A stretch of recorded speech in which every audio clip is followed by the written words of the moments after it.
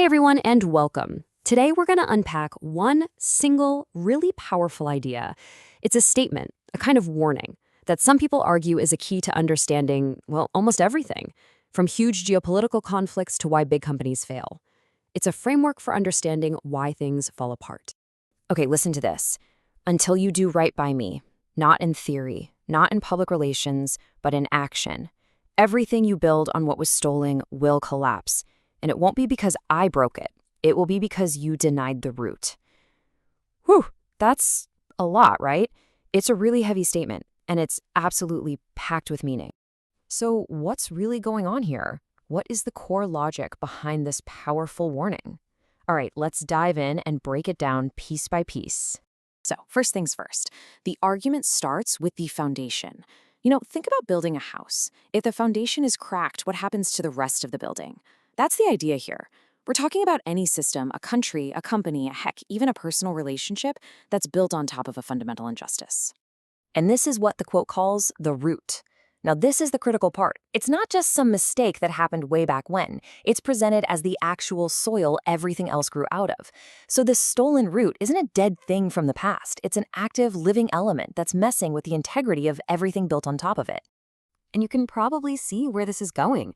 If that foundation is compromised, the whole structure is unstable. It's not just a little shaky, it's inherently unstable. It's like building a skyscraper on quicksand.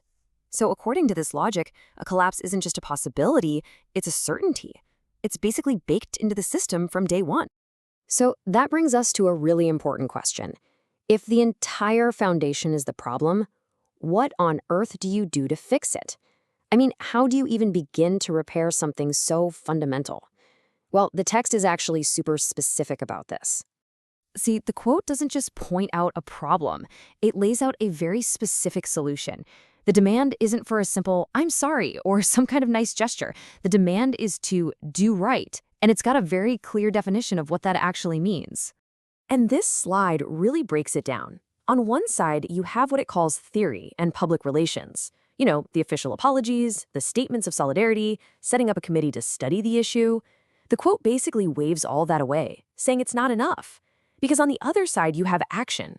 We're talking tangible, material repair, real restitution, actually changing the structure. The argument is simple. You can't fix a physical problem with non-physical words. Let's just focus on that one phrase again.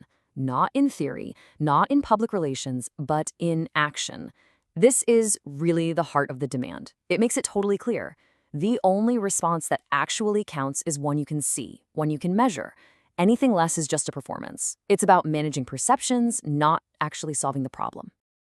And this, of course, leads us to the final and honestly kind of chilling part of the warning.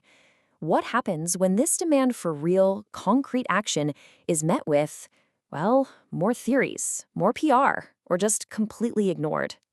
The consequence is collapse. But what's so fascinating is how the quote describes this collapse. It's not what you'd expect. It's not what some big outside force coming in and knocking everything over. It's something happening from the inside. Pay close attention to this line. It won't be because I broke it. This isn't a threat of retaliation. It's not, if you don't do this, I'll come get you. No, the speaker is framing this like it's a law of physics. The structure falls because of its own bad design. It's an internal failure. And this illustrates the whole process perfectly. Step 1, you've got the foundational injustice, the stolen root. Step 2, the demand to fix it is denied. Now, step 3 is key. That denial makes the instability worse. Those cracks in the foundation just spread and deepen over time, until eventually you hit step 4. The whole structure just can't hold its own weight anymore, and it fails from within. So here's the knockout punch. The ultimate cause of the collapse isn't the original theft, it's the denial. It is the ongoing, continuous refusal to acknowledge and repair that foundation that becomes the destructive force, the thing that guarantees it will all come tumbling down. So when you put all of these pieces together, this quote stops being just a warning. It turns into this incredibly powerful tool for analysis. Kind of like a special lens you can use to look at all sorts of conflicts in history or happening right now and understand what's really going on under the surface. Okay, so let's just quickly recap the main takeaways here. Number 1, these big foundational problems aren't just history, they are active sources of instability today. 2. Words without action are basically meaningless for fixing the core issue. 3. Ignoring that root problem doesn't make it go away. It actually guarantees things will rot from the inside out. And finally, the only real path to stability is to actually acknowledge and repair that root. It all comes back to this one final powerful point. The denial itself becomes the agent of destruction. And that kind of leaves us with a final, pretty provocative question, doesn't it?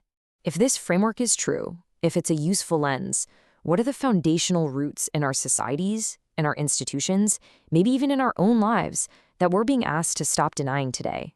That's definitely something to think about.